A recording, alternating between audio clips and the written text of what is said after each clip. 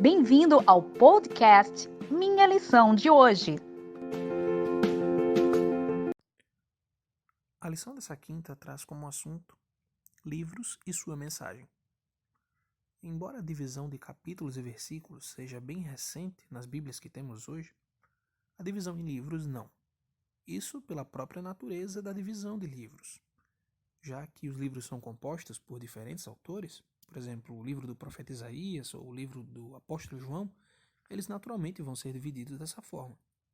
Quando buscamos entender o que Deus revelou a respeito de si na Bíblia, é importante entendermos o que cada livro diz sobre ele, sobre o seu plano de salvação, sobre verdades acerca da história, tanto nos livros da Bíblia individualmente, como juntando os livros da Escritura de forma integrada.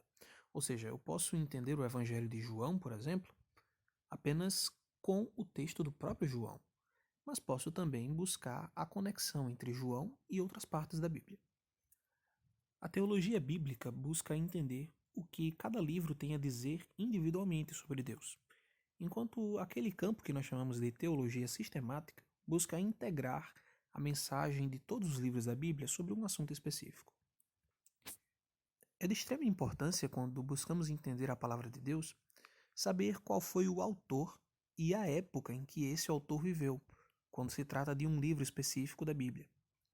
Isso faz uma diferença gigantesca em como entendemos o texto.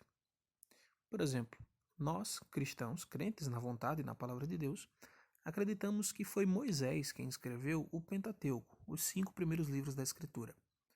Porém, os críticos da Bíblia adotam uma outra tese, chamada de hipótese documental.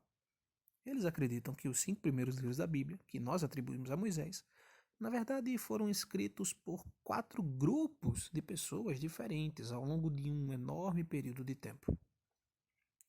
Isso é bastante problemático, pois Jesus atribuiu os primeiros livros da Bíblia a Moisés. Então, quem estaria correto? Jesus ou os críticos? Além disso, gente, quando entendemos o contexto em que o autor do livro vivia, o que ele fazia, qual era a sua profissão, quais foram suas experiências passadas antes de escrever aquele texto, quais eram seus planos para o futuro, fica muito mais fácil de entendermos a mensagem que ele colocou no papel, ou no papiro, melhor dizendo.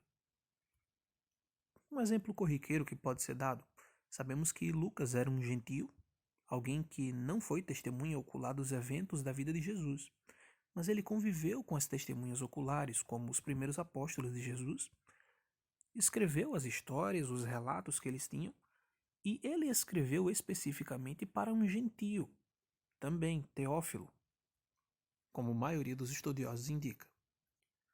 Já Mateus, que viveu sempre num contexto judaico, escreveu o seu livro para a comunidade judaica. Então, a diferença de perspectiva nos evangelhos sobre a vida de Jesus influencia muito o modo como nós entendemos as palavras que estão escritas ali.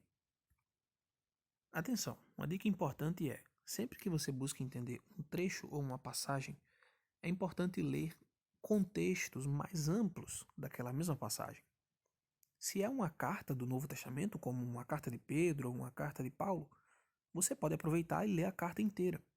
Quando você entende o objetivo maior do autor, a introdução da carta, sua conclusão, o que é que ele queria dizer para aquelas pessoas, você consegue entender trechos específicos de modo muito mais claro.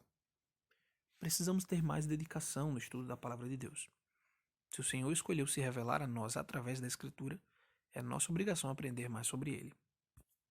Espero que você possa ser abençoado por um estudo mais rico da palavra de Deus, buscando entender quem foram seus autores, em que contexto viviam. Isso vai iluminar o significado das Escrituras para você.